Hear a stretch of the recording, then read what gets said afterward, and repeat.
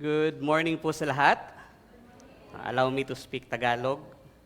Mga Bisaya man amo ang member, pero kapag service, po Tagalog yun ko. Required, kay di man kasabot ang mga ubang kauban na Tagalog.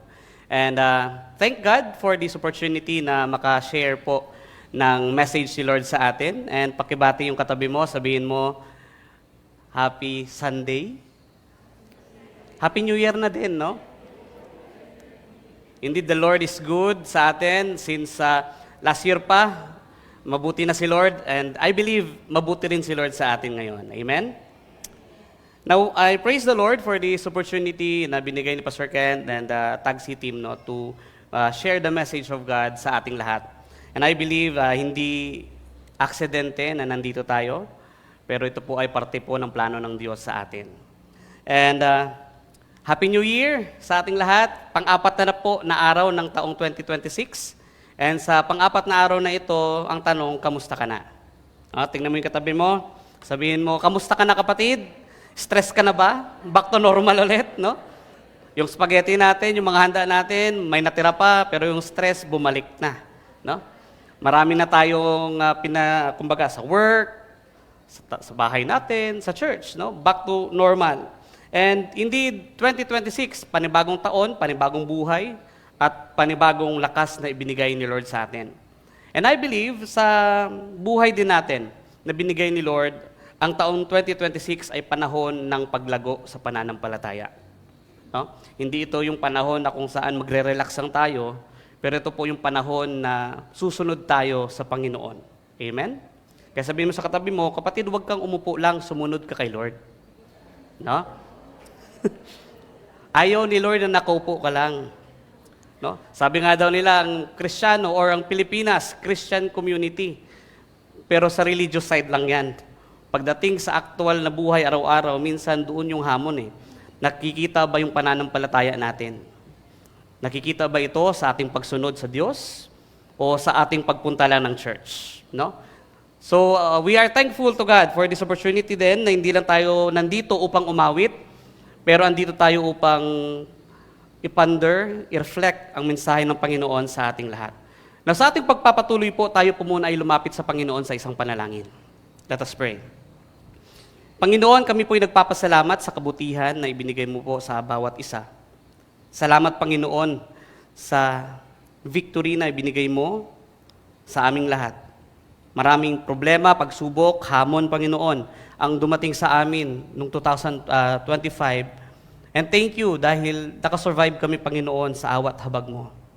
And Lord, as we reflect, as we listen, we pray, continue to give us wisdom, understanding, Panginoon, na maunawaan namin ng tuluyan, ng lubusan, ang iyong mensahe. Gamitin mo po ang mensahe sa araw na ito na maging gabay sa aming pananampalataya at pamumuhay araw-araw. Ito po ang aming samot dalangin sa pangalan ni Jesus. Amen and Amen. Hindi siya mapindot. Yon. 2026 na kapatid. Ano po yung plano natin ngayong taon? Kapag 2026, isa sa mga typical na siguro habit natin, hindi lang itong kainan, pero nauso din yung salitang goals. Mahilig tayo mag-set ng goals. Sa church, no, habang nag-uusap po kami ni Elder June, mayroong target ngayong taon, no, mag-church planting. How about sa ating mga personal na buhay? Ano po ba ang plano natin sa taong 2026? Sa career, sa family, sa mga plans natin? Meron na bang nagpaplano dito na mag-diet? No? Mag-gym ako, pastor, ngayong 2026. No? Pastor, gagala kami ng aking family out of town, no? Sa labas ng bahay, pwede na yan. Marami sa atin nag-create ng goals. Hindi man natin sabihin, pero nandoon na sa mind. Gusto ko next year, ito yung mangyari. Marami sa atin nagsiset na ng goals kung ano nga ba ang gagawin natin sa 2026. Sa family man yan, personal natin, sa career, or kahit sa ministries natin. Siguro naging parte na itong sinasabi nilang pag-create ng goals. Parte na gumawa ng resolution, ng plans, ng priorities sa buhay. I remember yung storya namin sa Cavite ng isang young people namin. Nag-decide siya na mag-gym. And gusto niyang sumama ako, no? So, makikita nyo naman yung outcome, mataba pa rin. Nung nag-invite sa akin, sabi niya, Pastor, mag-gym tayo, no? Kasi, ano siya hindi naman siya payat, pero yung katawan, maganda-ganda. Siguro gusto niya lang ako encourage na mag-gym. Sabi niya, Pastor, mag-gym tayo. Sige. Pumunta kami dun sa gym, napagod kami. Paglabas, yung kasamahan ko, sabi niya, Pastor, nagutom ako. Nakita namin yung mga inasal sa harap. Sabi namin, okay lang naman siguro yan, bawiin na lang natin next time, no? So, ang ginawa namin, kumain kami sa mga inasal. Alam naman natin ang mga inasal, only rice. At to make the long story short, 4 po na rice ang naubos namin. No? Hindi po, dalawa kami, isa-isa kami, 4, no? Gutom na gutom. And after noon, sabi niya, Pastor, next ulit, mag-gym ulit tayo. At yun na po ang huli na gym namin. Hindi na po naulit. No? Marami tayong goals sa life, marami tayong priorities. Gusto ko health. Pero along the way, nung tayo po ay nandoon na sa journey na yon, biglang natigil. Biglang naging drawing. No? Tignan mo yung katabi mo, sabihin mo, ilang plano na ba ang naging drawing sa iyong katabi? Ano? Ilang beses na kayo nagplano mag-outing, tapos hindi natuloy. Yung nagplano, siya pa yung hindi sumama. No? Siya pala yung organizer, hindi pala siya kasama doon. No? Maraming mga plano, maraming priority sa life, pero along the way, minsan nawawala tayo sa mga bagay na iyon. No? Because of distractions, siguro nag-iba yung priorities, nag-iba yung sitwasyon sa buhay. Kaya minsan, napipilitan tayong magbago. No? Tignan mo yung katabi mo, sabihin mo, nagbago ka na ba? No? Nagbago ka na ba? Yung mga resolutions na iyon, yung plans, yung goals, pinapakita nito kung ano nga ba ang priorities natin sa life. But the question is, saan ba si Lord sa priorities na iyan? Marami tayong plano sa buhay, sa career natin, gusto ko ma-promote this year. But the question is, saan si Lord sa priorities, sa plans na iyan? Kasama ba ang Diyos? O baka ikaw lang? No? Sometimes we want to build our life, our kingdom, na nakakalimutan natin, isama ang Diyos. Kaya naman, ngayong 2026, isa yan sa mga somehow, iwasan natin. No? Na sa lahat ng plano natin, nawa, kasama ang Diyos. Hindi naman against si Lord sa plano mo. Sometimes, kailangan mo lang lumapit sa Kanya at tignan kung tama ba yung plano mo. No? Marami sa atin, next time na lang siguro ako mag-serve kay Lord, no? Siguro, pwede na ako siguro ngayon na mag-upo lang, pakinig, uwi. After yan, wala na. Marami sa ating plano, nagiging next time na lang. Kaya yung message natin ngayong umaga, ang title niyan, next time na lang. Pakisabi po sa katabi mo, next time na lang. No? Next time ko na lang babayaran yung utang ko sa'yo. Next time na lang. Pastor, next time na lang kapag okay na ang lahat. Kailangan ko mag-focus sa family ko, next time na lang, Lord. Maraming plano, maraming priorities, ang ending, next time na lang. Now, ang title po ng ating message again, next time na lang. At pag-uusapan natin yung danger of misplaced priorities. Isa sa mga problem ng Pinoy, hindi lang I think Pinoy, pero lahat. Marami tayong plano, pero minsan, during sa journey na iyon, nag-iiba. Minsan, na-misplace na natin yung priorities natin. Hindi lang po ito patungkol sa ating plano sa pamilya, sa trabaho, kahit sa ating Kristiyanong pamumuhay. Maraming Kristiyano gusto maglingkod, active, excited. January, nandyan siya, gusto mag-serve. Pero pagdating sa February, na-in love. Ang ending, nawala. No? Nag-iiba agad ang direksyon. At yan po ang dapat nating iwasan, next time na lang mindset. Napag-uusapan po natin yung storya o yung salita ng Diyos sa Haggai chapter 1 verse 1 to 11. Haggai chapter 1 verse 1 to 11. Now, ang talata po na iyan ay patungkol sa salita ng Diyos through prophet Haggai, patungkol sa buhay ng Israelites or ng Israel nung sila po ay bumalik mula sa exile. Now, to understand yung storya niyan, makikita po actually yung storya niyan sa may 2 Kings and sa Ezra. No? Kung babasahin niyo yung mga libro na iyan, yun yung background niyan. Okay? So, to understand yung pinaka-context, after po nag-disobey ang Israel, ilang beses na rebellion, ilang beses na idolatry, ang Diyos po ay nagbigay ng parusa, divine judgment. Anong judgment? Inalaw ni Lord na matalo sila ng Babylon. Kaya kung titignan po natin sa 2 Kings, noong 587 BC, yung Israel bumagsak sa kamay ng Babylon. Siyempre, si Lord maawain. Kahit nagpasaway ang Israel, nandoon pa rin yung grace and mercy ni God. So, ang ginawa niya, hindi niya hinayaan na maging ganun lang yung situation. Nagbigay siya ng pag-asa sa bansa. Now, dito pa lang, ma-appreciate na natin yung movement ni God. Kasi, yung grace pala ni God, yung mercy ni God, hindi nakabase sa pagiging mabait mo, sa kabaitan or sa pagiging Kristiyano mo. Yung grace ni God, hindi nakabase kung mabait ka ba sa buhay o hindi. Nakabase po pala ang grace ni God sa character niya. Kasi kung magbabase lang si Lord sa movements natin, siguro po walang makakatanggap ng pagmamahal ng Diyos. Kaya sabihin mo sa katabi mo, blessed na blessed ka. Kasi minahal ka ni Lord kahit pasaway ka. And ito po ang makikita natin sa Israel.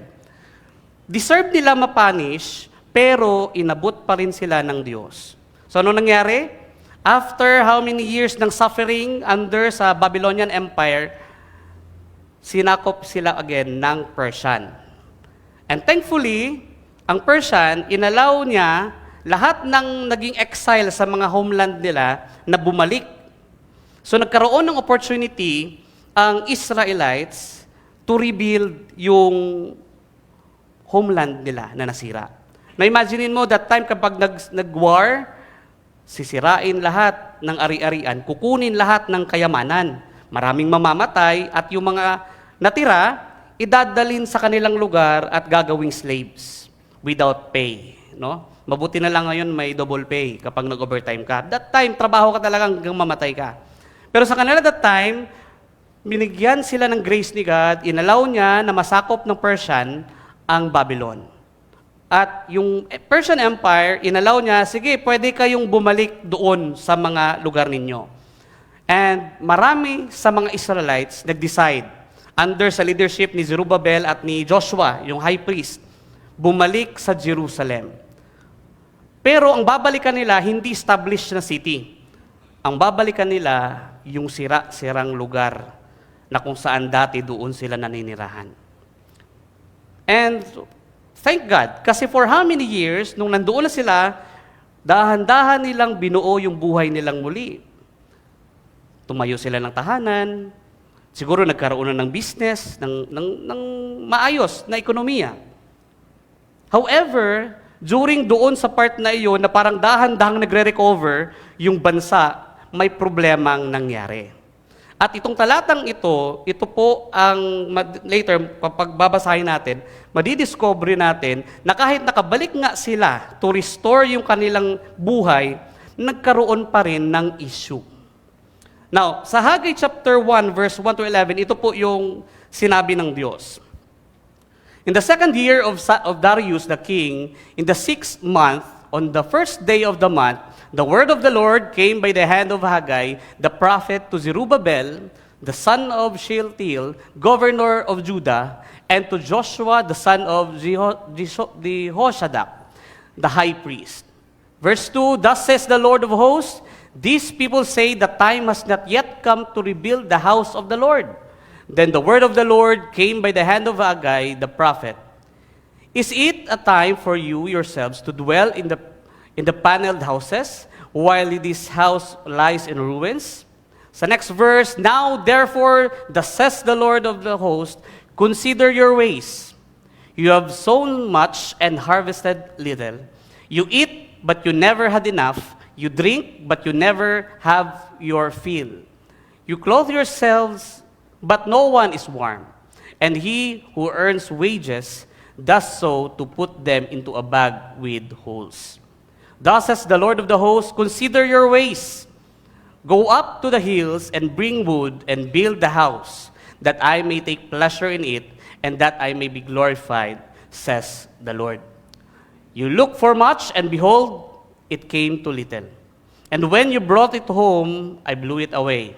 Why? Declares the Lord of the hosts, because of my house that lies in ruins, while each of you busies himself with his own house. Therefore, the heavens above you have withheld the dew, and the earth was withheld its produce.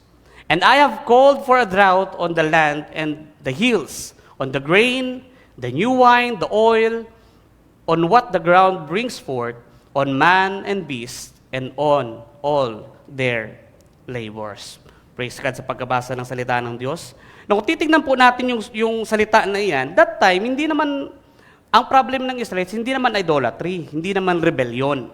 Pero ang issue na mapapansin agad natin, yung priorities nila sa buhay. They are busy building yung buhay nila kasi nga, nasa recovery pa. Kasi nga, kakabalik pa lang nila, busy sila to build yung bahay nila, yung comfort, yung protection. And somehow, naging issue na ito kasi nga napabayaan nila ang tahanan ng Diyos. Marami sa atin ganyan, no? Pastor, mag-focus muna ako sa concerns ko sa buhay. Siguro after, babalikan ko yung Panginoon. Siguro yung calling ko, pag okay na lahat, doon ako magsusunod kay Lord. Sometimes, ganun po tayo. Katulad ng mga Israelites. Focus sila, busy sila, sa kung paano nila papagandahin yung kanilang tahanan, yung kanilang buhay, at kanilang career. However, mapapansin din natin, sa kabila ng kanilang kabisihan, feeling kulang. Hindi pa rin sila fulfilled or satisfied. Ang reason nila sa bakit hindi pa nila nire-rebuild ang temple, hindi pa daw time. Parang katulad ng yan kanina, sinasabi natin, next time na lang yan. Marami pa namang panahon. Bata pa naman ako. Tingnan mo yung katabi mo. Bata pa yan? Bata pa yan sa heart. No? Marami pa tayong panahon. Next time na siguro tayo mag-church planting. No? Marami pa naman tayong church planting. Sometimes, because we are busy doing something sa ating own agendas, nakakalimutan natin na i-rebuild ang nais ni Lord na i-rebuild. Now, as we approach 2026, kapatid, many of us minsan ma-compelled, ma-force na i-change ang ating mga priorities sa buhay. Pero tinatawag tayo ng Diyos to rebuild His house. Kaya yung question kanina, sa lahat ng priorities natin, kasama ba ang Diyos? Sa mga priorities ba natin, plans, goals natin this year, kasama ba ang Diyos? Now, as we look at the passage, yung Haggai chapter 1, verse 1 to 11, dito natin makikita kung paano dinil ni Lord yung ganitong problem sa Israel. And I believe, yan din po mag-deal si Lord sa atin. When we misplace our priorities in life, dinidil din tayo ni Lord. Now, kung titignan po natin yung Haggai chapter 1, verse 1 to 11, may tatlong bagay po na ginawa si Lord at nagpapakita ng tatlong katotohanan patungkol din sa ating buhay, sa ating priorities, at sa kanyang presensya sa atin. Unang bagay po na ating matututunan dyan ay God confronts our misplaced priorities in life. Now remember, hindi nananahimik si Lord kapag ikaw po ay nawawala sa path na nais niya para sa iyo. Every time na tayo po'y lumilis ng landas, kino-confront tayo ni God. Sinasabi niya, saan ka papunta? Dito yung daan.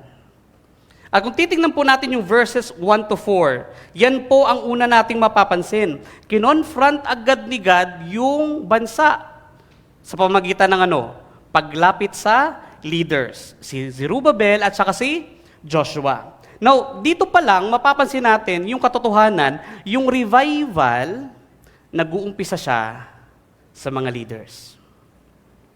Kung hindi ma-revive yung leaders, mahirap ma-revive yung bansa. Same thing sa family. Kung ang parents hindi ma-revive sa kanilang pananampalataya kay Lord, you expect yung mga anak, mahihirapan talagang ma-encounter si God. Marami akong kilalang mga pamilya doon, active yung magulang sa church. Pagdating sa bahay, grabe ang lala ng mga salita. Kaya hindi ako masashock kapag may ma-depress, may mag-iisip na maglayas. Kasi nga, yung experience nila sa loob ng tahanan ay malala. Magulang nila active sa church, pagdating sa bahay, masakit. No? That's the sad part. Na ang revival, ang growth sana sa pananampalataya, nag-uumpisa doon sa mga leaders sa tahanan, sa communities. Alam na naman natin, yung mga leaders natin sa community, sa bansa natin ngayon, nag-aaway-away pa. Kaya siguro mahirap talaga yung progress, yung growth. Dahil ang leaders hindi nagkakaayos sa kanilang mga buhay. Kaya kung titignan natin dito sa verse 1 to 4, kinonfront ni God ang Israel sa pamagitan ng kanilang mga leaders. At ang sabi ng Panginoon sa verse 2, these people say the time has not yet come to rebuild the house of the Lord. Narinig ng Diyos ang hinaing nila, ang reason nila. Narinig ng Diyos na hindi pa daw oras. Now here's the issue. The people of Israel, naunawaan actually nila na importante yung temple. Kasi sa history pa lang, alam nila yung importance, yung significance ng temple. But here, somehow, dinelay nila yung work ng Diyos. Alam nila na importante, pero para sa kanila, next time na lang. Meron ba tayong ganong ugali? Alam natin mahalaga magbasa ng Bible, amen? Sino pong naniniwala na word ni God ang Bible? Amen. Sino nagbabasa araw-araw? Di ba? Next time na lang, no? Pastor, pwede next time na lang, kay busy pa, no? Sometimes, alam natin kung ano yung mahalaga, pero we love to delay. The same thing sa kanila. Hindi pa time, hindi pa oras. They lack spiritual action. They know spiritual language. Alam nila kung ano yung importante kay Lord, pero ayaw nilang sundin agad-agad. Next time na lang. And kung titignan natin yung duration ng katapusan ng temple, actually, it took 14 years bago na-rebuild ang temple. Ganun katagal. Ganun sila katagal mag-delay ng construction. Busy kasi sila sa kanilang mga tahanan, sa kanilang mga concern sa buhay. Sabi nga ng Panginoon sa verse 4, is it time for you yourselves to dwell in your paneled houses? It means luxurious, decorated, while this house lies in ruins. Parang pinakonsensya pa sila ni Lord, no? Natitake nyo na yung tahanan ng Diyos, sira, pero yung buhay nyo maayos. Komportable kayo, pero yung tahanan ng Diyos, pinabayaan nyo.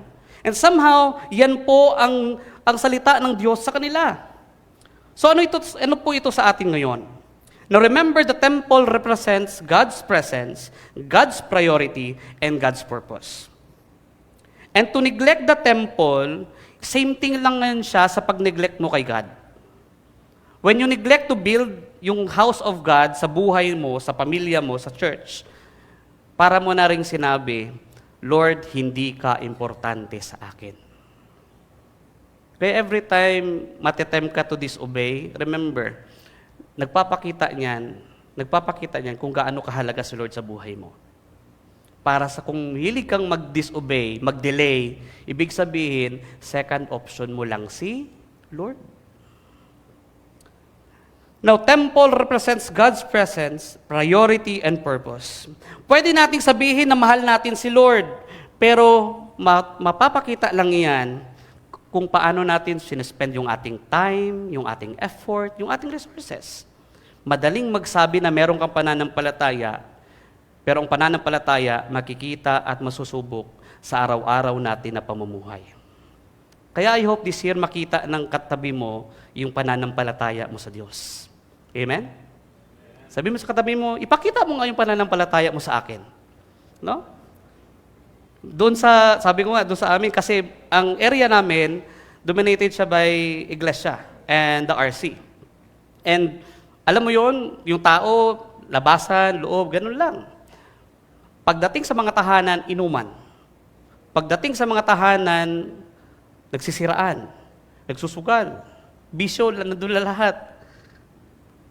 Maraming religious, pero konti lang ang godly. Maraming Kristiyano, pero konti lang ang sumusunod sa Diyos. I hope and I pray na i-prioritize natin na ngayong taon, nawa makita ng ating buhay, ng ating pamilya, ng ating kaibigan, yung pananampalataya natin sa Panginoon. Now, sabi ni Jesus sa Matthew chapter 6, verse 21, "For where your treasure is, there your heart will be also." This means, kung ano ang pinapahalagahan natin, makikita talaga yan sa kung paano natin spend yung time natin doon, yung effort natin doon, yung energy natin, yung attention natin doon. Now, sa salita na ito, mapapansin din natin yung buhay ng Israelites that time, na mas importante sa kanila yung comfort nila, magandang bahay, kaysa doon sa lugar na kung saan inuutos ni Lord na i-build nila. Para sa kanila, yung comfort zone ay mas mahalaga kaysa sa gawain na ibinigay ng Diyos sa kanila. Kaya dito sa passage na ito, yung katuruan na ito, pinapakita ni Jesus sa atin na yung ating true devotion, marireveal yan sa ating mga priorities sa buhay. Kung tinetreasure natin yung sanlibutan, makikita po iyan sa kung paano natin isabuhay yung ating araw-araw na lakas. Pero kung tayo po ay nagmamahal sa mga eternal things, makikita din po yan natin sa ating kilos araw-araw. Kaya naman as we reflect sa aksyon ng Israel sa pag-rebuild ng temple, maraming Kristiyano parang ganun eh. Hindi naman natin ini-ignore totally si Lord. Mahilig lang tayo mag-delay talaga ng obedience. Pero again, tandaan, delayed obedience is still disobedience. Lord, bukas na lang. Doon pa lang, nag-disobey ka na kay God. Na delayed obedience is still disobedience. Maglilingkod ako kay Lord this year. Pero pwede bukas na lang. Kapatid, don't delay your obedience sa Panginoon. Kasi ang nais ni Lord ngayon. Friends, delayed obedience is still disobedience. When we delay God's word and works, regardless po sa reason natin, we are disobeying Him. Sabi nga ni Hudson Taylor, if God is not Lord of all, He is not Lord at all. Kung mahilig tayo mag-delay ng pagsunod kay Lord, pinapakita lang talaga natin na hindi siya yung nagiging Diyos, nagiging Panginoon ng ating buhay. We believe that He is the Savior. But the question is, Lord ba siya ng buhay natin? Kapatid, if God is not Lord of all, He is not Lord at all. Kung hindi priority si Lord sa buhay mo, makikita talaga iyan. Kung priority si Lord sa buhay mo, makikita din po iyan. Now, the question this time is this. Ano nga ba ang binibuild natin sa buhay? What kind of life ang binibuild natin? Nagtatrive ba yung career mo sa 2026 while your prayer life nagsasuffer? Yung bahay mo ba, ang ganda-ganda, pero yung spiritual life mo, dry na dry? Mas excited ka ba sa mga personal plans mo, pero sa gawain ni Lord, ang dry-dry mo? Kapatid, priorities. Pinapakita niyan kung sino nga ba ang Diyos ng ating buhay. I hope and I pray this year, ma-realize natin na si Lord dapat yung priority. Kasama dapat si Lord sa lahat ng priorities natin. Because kung hindi, i-confront tayo ng Diyos. Now remember, when God addresses our priorities, He does so not to condemn us, but to guide us back to the life of blessing He desires for us. And this is the good thing about our life with God. Kasi every time nagkakamali tayo, nadadapa tayo sa pananampalataya, minsan yung pagkilos ni Lord, masakit. syempre, merong consequence yung actions natin. Pero the good thing is, ginawa ng Diyos yan not to destroy us, not to discourage us, but to restore us pabalik, to guide us pabalik sa Kanya. Kaya always remember, kung meron ka mang mga experiences na nasaktan ka, nadapa ka, ginagamit ni Lord yan para bumalik ka sa Kanya. Hindi para lumayo, pero bumalik sa Kanyang presensya. Ganun mag-confront si Lord. Kasi nais niya sa Israelites that time, bumalik sila. Kahit masakit yung consequence, nais ni Lord na bumalik pa rin sa Kanya. And the first thing, ang Panginoon po, kino-confront niya yung misplaced priorities. The second one, the Lord calls us to consider our ways. Now, yan po ang mapapansin agad natin sa verse 5 to 8. Now, after confronting yung misplaced priorities ng Israelites, mapapansin natin sa talata, 2 times po sinabi ng Diyos yung salitang ito, consider your ways. Yung consider your ways, hindi lang po ito yung mag-reflect ka, mag-ponder ka sa actions mo. Pero ito po ay patungkol sa pag-align. No? Okay, maisip na may nagkasala ka. Pero mas better kung humingi ka ng patawad at dahan-dahan kang bumabalik sa Kanya. Tanggap naman ni Lord yung sorry natin kapag nagkakamali tayo. Ang gusto niya lang, every time na madapa tayo at nag-sorry, bumalik tayo sa Kanya. Marami kasi sa atin, sorry lang ng sorry, nag-10 years na lang, sorry pa din. Walang pagbabago. Kaya yung word consider your ways, hindi lang about ito sa pag-reflect, pero ito po ay pag-set ng ating buhay pabalik sa Panginoon. Pag-consider kung tama pa ba yung direksyon na tinatahak natin sa buhay. Now, kung titingnan natin sa sense na ito, sinasabi ng Diyos sa kanila, tignan mo yung ginagawa nyo. Examine the outcome of your choices. Kaya nung pagbasa natin sa verse 6, ito yung sinabi ng Diyos. You have sown much and harvested little, but you eat, but you never have enough. You drink, but you never have your fill. You clothe yourselves, but no one is warm, and he who earns wages does to put them into a bag with holes. Parang kung sa atin ngayon, trabaho ka ng trabaho, pagod lang ang nakuha mo. Tignan mo yung katabi mo. Tanungin mo, kamusta yung trabaho mo ngayong week? Ano ang nakuha mo? Pagod? Stress? No? Overtime ka. Double time sa work para may double pay. Ang ending, stress ka. Punong-puno yung schedule mo this week, pero feeling mo unfulfilled. Parang meaningless, parang purposeless ang life. Marami sa atin, gusto nating punuin yung ating schedules. At 2026, maraming opportunities. Grab ka ng grab, pero feeling mo empty. Kapatid, na-experience po ba natin yung ganong buhay? Ngayong taon, magfo-focus ako sa family ko. Tinuon mo yung attention mo sa family mo, pero hanggang ngayon, away pa rin yung resulta.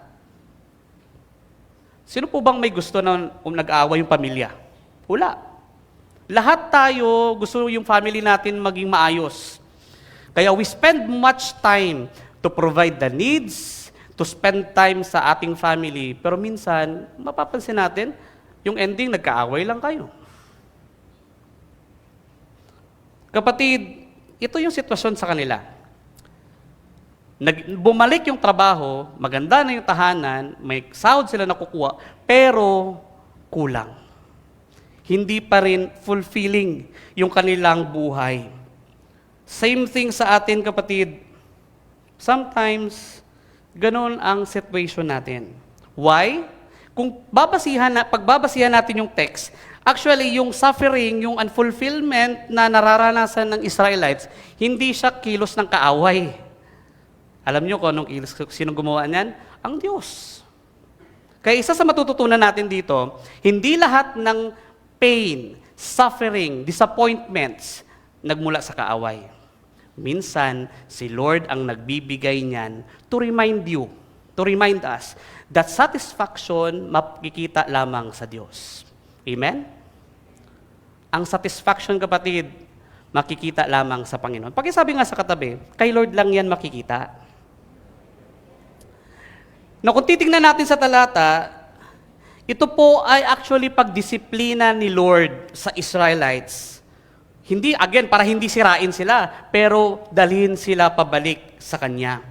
Same thing sa atin, as we go through sa 2026, maraming disappointments, maraming pain tayong mararanasan. But remember, those things binigay ng Diyos, not to harm us, but to remind us and to guide us pabalik sa Kanya. Kasi gusto ni Lord, sa Kanya ka lang masatisfy. Amen? I hope this year, sa work natin, sa path na tatahakin natin, mahanap natin ang satisfaction sa Panginoon at hindi sa mga material na bagay. At dito natin mapapansin, God sometimes, inaalaw niya yung frustrations, negative things to turn us back sa Kanyang loving arms. Kaya maganda yung sinabi ni C.S. Lewis doon sa book niya sa Problem of Pain. Maliit lang yan, classical book. Sabi niya, God whispers to us in our pleasures, speaks in our conscience, but shouts in our pains. It is His megaphone to rouse the deaf world. Sometimes kasi, mga tao hindi nakikinig kapag maganda ang buhay. Sometimes kapag hayahay ang buhay, bingi tayo sa mga sinasabi ng Diyos. Pero kapag merong pain, merong disappointments, minsan attentive tayo sa kilos ni Lord. And dito natin mapapansin that God speaks sa anumang sitwasyon natin sa buhay. Kaya huwag mong isipin malayo si Lord. Andyan ang Diyos every time madapa man tayo sa ating pananampalataya. Now, as we go sa verse 8, after sabihin ni Lord yung description na nangyayari sa kanila, sabi niya, "Go up to the hills and bring wood and build the house, that I may take pleasure in it, and that I may be glorified, says the Lord." Now here, gusto ni Lord na maibigay nila yung total obedience. Ayaw ni Lord yung delayed na obedience, pero gusto niya yung kumpleto na pagsunod. He wants them to be restored, to be rebuilt sa harap niya. Now, isa sa mga questions natin, bakit nga ba mahalaga ang temple? Bakit sa time sa Old Testament, mahalaga ipatayo ang temple? Sa time ni Solomon until dito sa Malakay. Why? Kung titingnan po natin yung history niyan, kung paano nagkaroon ng development sa place of worship, mapapansin natin, yung temple ay merong crucial or significant role doon sa life ng Israel. Not just sa spiritual, but sa social and political life ng Israel, meron pong parte ang temple. Why? Kasi nga sa start, doon nagmumula o doon nagdidwell ang presence ni God. Kung nasaan ang presence, nagsisimbolo yung pag-asa na ibinigay ng Diyos sa kanila. Kaya kung titignan natin sa side ng Israelites, ang temple po, nandoon yung identity. Nandoon yung covenant. Kung wala yung temple, ibig sabihin yung covenant ni God, sira. Kaya gusto ni Lord, i-restore i-rebuild yung temple kasi nga gusto niyang ibalik yung covenant sa Israelites. And you see, mapapansin natin yan kay Jesus Christ, na si Jesus Christ mismo ang nag-restore ng covenant natin kay God. In the end, si Lord pa rin ang nag-abot. Not because they are good, hindi dahil mabait sila, pero dahil mahabagin ang Diyos. Kaya sabi mo sa katabi mo, mabuti na lang talaga mabait si Lord. Indeed, God is good kahit hindi po tayo good. Amen? Hindi nagbase si Lord ng grace niya, ng love sa'yo dahil mabait ka. Ang pagmamahal niya ay ipakita dahil siya mismo ang Diyos ng pagmamahal. At yan po ang mapapansin natin sa Israelites. Ganun siya ka-determined, ka-eager na i-command ang Israelites to rebuild the temple. Gusto niyang manumbalik sila sa Kanya. So the question this time sa atin, paano nga ba natin mabuild muli yung temple ni God sa buhay natin? Magtatayo ba tayo ng maraming simbahan? Magtatayo ba tayo ng templo katulad nila? Kapatid, Hindi kailangan ni Lord ng maraming simbahan para lang ma-restore yung buhay mo sa Kanya.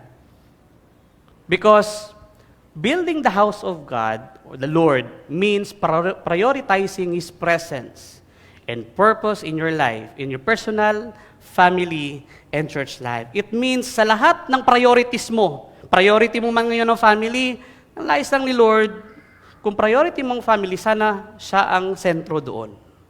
Sa church natin, sa ministries mo. Nawa si Lord ang sentro. Nawa, habang gumagawa ka ng ministry, iniisip mo, Lord, para sa'yo to. Same thing sa ating career.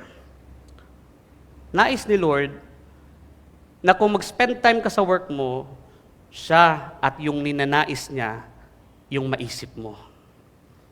Yan po ang ibig sabihin ng to build the house of the Lord. Because sa ginawa ni Kristo sa atin, kung titignan natin, no, because of Christ's work, we became God's temple. Yung buhay mo ay templo ni Lord. Kaya maganda yung transition nung temple na yan eh. From Garden of Eden, until nagkaroon ng tent, until nagkaroon ng temple, until pagdating ni Kristo, siya ang naging Emmanuel, God is with us, until tayo po ngayon ang naging templo ng Diyos, na kung saan nagdedwell ang presensya ng Panginoon. At nais ni Lord, every time na pupunta ka sa bahay mo, sa trabaho mo, binibuild mo yung tahanan ng Diyos. Kaya kapatid, let's build the house of God. Hindi ito patungkol sa building, pero patungkol po ito sa buhay na kung saan si Kristo ang nakasentro at hindi yung sarili natin. To build yung bahay ni Lord, kapatid, it means to develop yung prayer life. It means to develop yung ating meditation sa salita ni God. It means mag-spend time tayo sa ating mga kapatid sa pananampalataya. To build the house of God, it involves yung ating God or Christ-centered life at hindi yung ating sarili. So the question sa atin ngayon ulit, busy po ba tayo and yet spiritually unproductive? Mahilig ba tayo mag-invest sa lahat ng bagay maliban na lang sa gawain ni Lord? Tinatawag tayo ng Diyos, let's consider our ways. Huwag mong hintayin yung tamang panahon. Kasi ang tamang panahon, ngayon. Sabi mo sa katabi mo, huwag nang mag-next time na lang. No? Ngayon ang tamang panahon to obey God. Now is the right time to build the house of God sa ating buhay. Hindi sinabi ni Lord sa Israelites, pag-isipan niyo muna ha. Pero sinabi niya, go, build. Lastly, hindi lamang kino-confront ni God yung mga misplaced priorities, hindi lamang tinatawag tayo ni Lord to consider our ways, pero matututunan din natin dyan that God withholds blessings when we neglect His house. And this is true sa ating buhay. Sometimes, maraming, hindi binibigay si Lord na prayer concerns, prayer, mga desires natin, kasi nga, nine-neglect natin siya. Na kung titingnan natin sa verse 9 to 11, ito pong sabi ng Panginoon sa kanila. Now, actually, parang dinugtong niya lang yung sa verse 5 to 8. Pero sabi niya, you look for much, and behold, it came to a little, and when you brought it home, I blew it away. Why? Because of my house that lies in ruins, while each of you busies himself with his own house. Therefore, the heavens above you have withheld the dew, and the earth has withheld its produce. Now, mapapansin natin, intentional ang ginawa ng Israelites that time.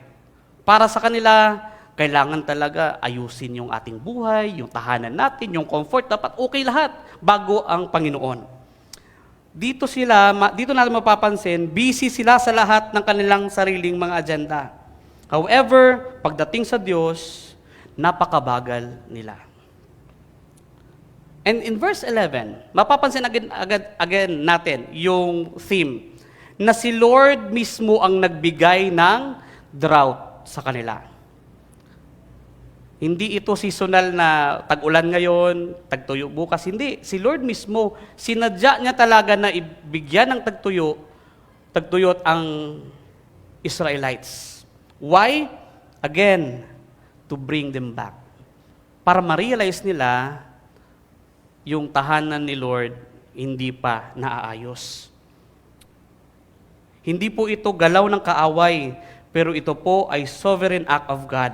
Not to punish them again, but to bring them back. Kapatid, many times, wini-withhold ni Lord yung mga material blessings na ibibigay sa atin to help us realize na siya lang ang kailangan natin sa buhay. Sometimes yung comfort zone natin, sinisira ni Lord to remind us na sa Kanya lang mahahanap ang peace, ang joy, at ang satisfaction. Kaya wag kang, minsan kapag dinidisrupt ni Lord yung ating comfort zone, galit tayo pa yung nagtatampo. Tingnan mo yung katabi mo, patampuhin ba yan? Marami pong matampuhin Alliance Church sa amin. Pwede po kayong magsimba doon, no? Mga membro doon, mahilig magtampo. Kapag di binisita ni pastor, nagtampo. Marami doon, no? So, hindi lang po siya sa nangyayari dito, marami din doon. Pero kung titingnan natin, sometimes sinisira ni Lord yung comfort zone. Kung hindi tayo nagsi-step out sa comfort zone, minsan sisirain na lang ni Lord yung comfort zone to help us realize kailangan ng sumunod. Now, makikita natin yung movement na ito throughout the scriptures. Kung titingnan natin sa Deuteronomy, sabi niya doon, si Lord mismo ang nagsugat, siya din ang nagpapagaling. And sa Hebrews, dinidisiplina niya yung kanyang mga minamahal. Mahal ka pala ni Lord kapag dinidisiplina ka niya. Tingnan mo katabi mo, kahit ganyan ka, sabihin mo, kahit ganyan ka, mahal ka ni Lord. Mahal pa rin tayo ni Lord. Ginagawa niya lahat yan to restore us. Kaya kapatid, simple lang naman ang gusto ni Lord. Ayaw niya na mahanap mo yung satisfaction outside of Him. Ayaw niya makita na okay ka or satisfied ka na doon sa buhay outside of Him. Nais niya na ma-experience mo ang lahat ng iyon sa Kanyang presensya.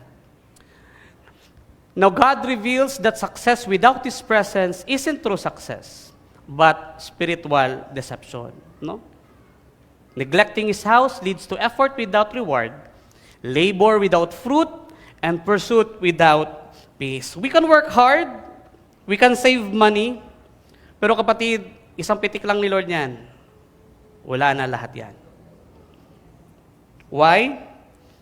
Because ayaw ni Lord na yung mga anak niya nakikita yung kabuuan sa labas. Gusto niya na ma-experience mo yung complete Christian life sa Kanyang presensya. Kaya ang tanong sa atin ngayon, merong bang dryness sa ating life kay Lord? Yung buhay mo ba tuloy-tuloy yung pain, yung frustration, yung suffering? Ginagawa mo naman lahat.